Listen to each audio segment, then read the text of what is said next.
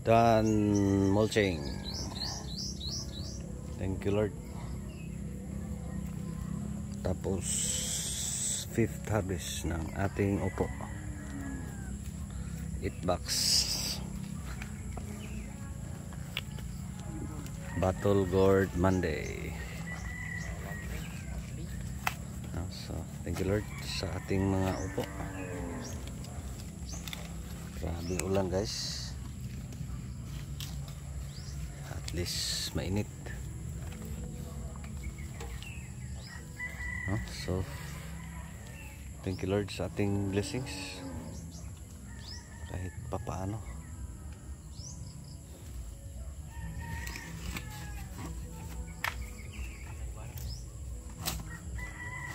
Sa panglimang harvest ito. Thank you Lord.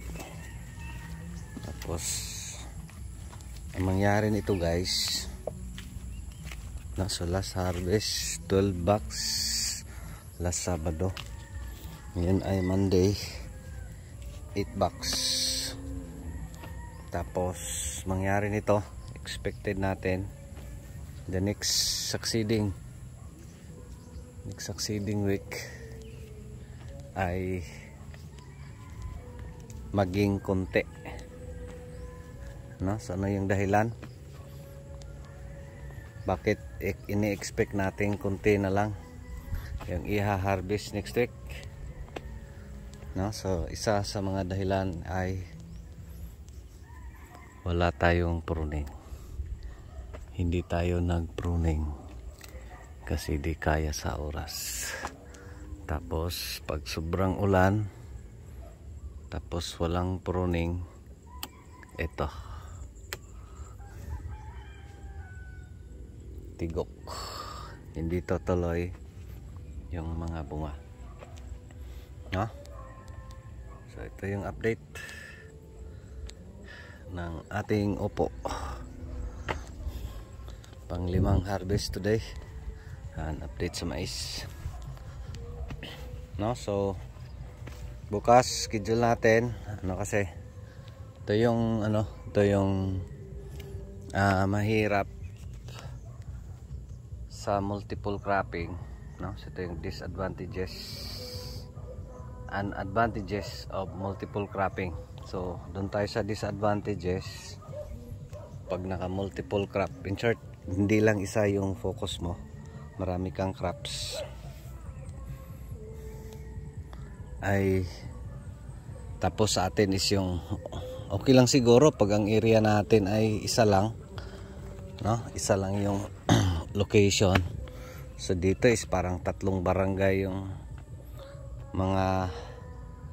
setup natin, no? Dito sa barangay natin, kabilang barangay, tapos isa pang barangay. So yung 3 barangay yung mga areas natin. So pahirapan yung pag-manage kasi lipat-lipat, no?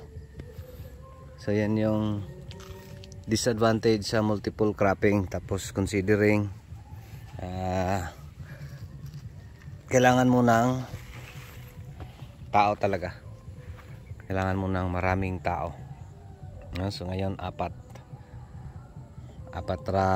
katao. Dado na ato karsada, no?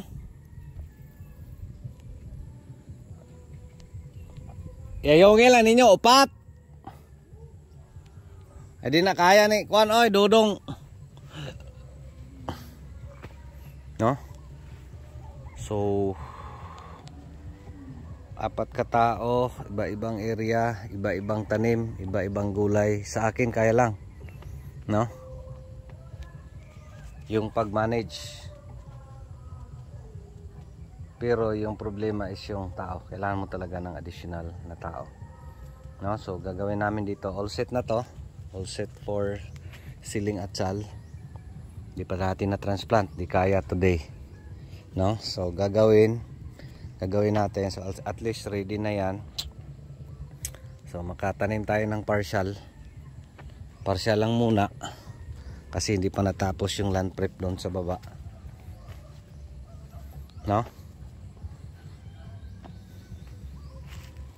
So at least unti-unti, no, dahan-dahan na makagalaw. Kasi nga yung issue natin is yung again, maganda dito pag yung bang unli ka sa capital. Dito galing tayo sa lugi sa Ampalaya, so mahirap yung paggalaw, mahirap yung pagkilos, kasi kailangan mo talaga ng malaking puhunan para sa labor, no?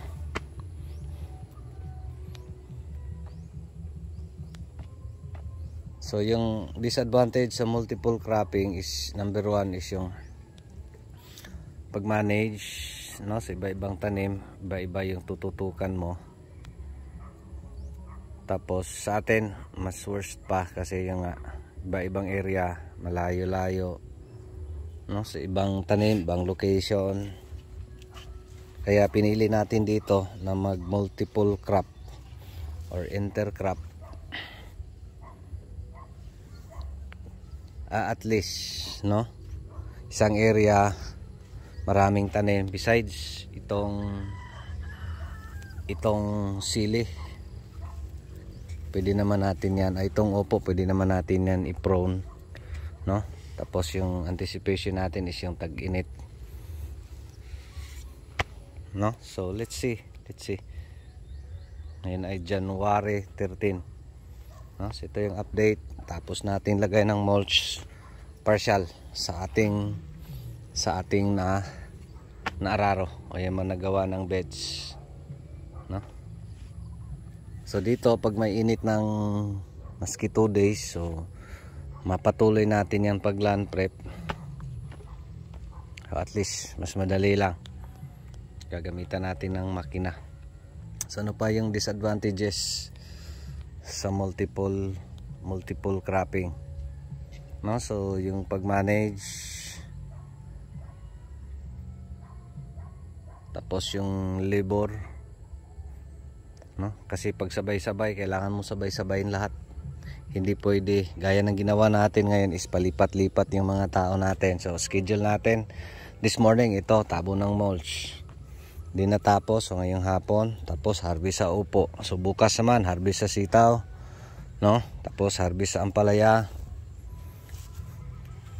So the same lang yung mga tao natin, no? So 4, kasi yung mga police farmers natin klase na part-time lang yon, no? So let's see, no? So sa atin is with God's grace and God's blessings, no? Bigyan tayo ng lakas. Walang pruning to, guys. Daming kailangan i-pruning. So isa yan sa dahilan na expected natin na hihina o konti, no? So yan yung mga disadvantages. Dami mong i-manage, dami mong taong kailangan dito sa multiple cropping na multiple areas. Again, best para sa akin is yung ano lang, yung di na tayo lilipat ng ibang barangay. Of course, dream ko yan. Someday maka-plastar din tayo ng ganong setup, no? Patuloy lang, no? So ano pa yung dito sa multiple cropping in multiple areas, no? So kailangan mo ng oras kasi mag-travel pa, no? Kailangan mo pang mag-travel. So mahirap, pero laban lang, guys. Patuloy lang, ganito talaga, no? So tapos yung advantages, yung kagandahan sa multiple cropping is ano rin, pag machamba ka sa best, pag chamba yung lahat ng tanim mo, no? So dito kasi sa multiple crops, may mga crops na okay, gaya ngayon, no? So yung upo mura, no? 8, babagsak pa, tapos per kilo. Tapos yung sitaw tumaas, no? Nag 40 last. So laking tulong. Yung sili nagmura, yung siling panigang nagmura, nag 35 last, no? Tapos yung ampalaya nag 68. So yung mga ganon. Pero again dito is kailangan mo mabalance paano mo i-manage, no? So sa atin is pahirapan kasi considering capital, yan yung problema. Di tayo basta-basta makagalaw kasi yun nga, galing tayong lugi sa ampalaya, no? Tapos meron pa tayong land prep na ampalaya, natatam na natin next week. So sa atin is let's see, no? Let's see the scatter. Ito yung ano mangyari sa upo, napiksan sa herbicide, kumukulot. Ayan, nasusunog. Nag-spray, mahangin. Ano lang yan, konti lang yan, no? So nag-spray tayo ng contact herbicides gamit yung dead shock dyan. So ayan, malinis na, pwede na, no? So yan yung ano natin, simple interpretation sa multiple cropping, no? So maganda pagtatama lahat, no? Maganda rin kasi hindi lahat ng tanim mo yung bang mura, no? Meron talagang mataas, yung isa mababa. Best case is pag mataas lahat, no? Worst case din dito sa multiple crops pag lahat din ay mura, no? So may mga ganong instances. So sa atin is multiple crops, at least balance, no? Kasi pag magka problema yung isa, at least may isa pa, mga ganon, no? Sa monocrop ano din, kagandahan din sa monocrop, isa lang yung tututukan mo, no? So yung utak mo ay parang nakafocus lang sa ito yung mga ano. So only lang pag nagka-failure, wala, mahirap makabangon gaya na nangyari natin, no? Pero again, patuloy lang. As yun lang, maraming salamat. Ito pa rin si Jupila Farmer, anak ni Matoy ang farmer nga gwapo, suhito, ugmay, kahibalo, panay saba kay manuon pa ko. Daghang salamat and God bless. Thank you Lord.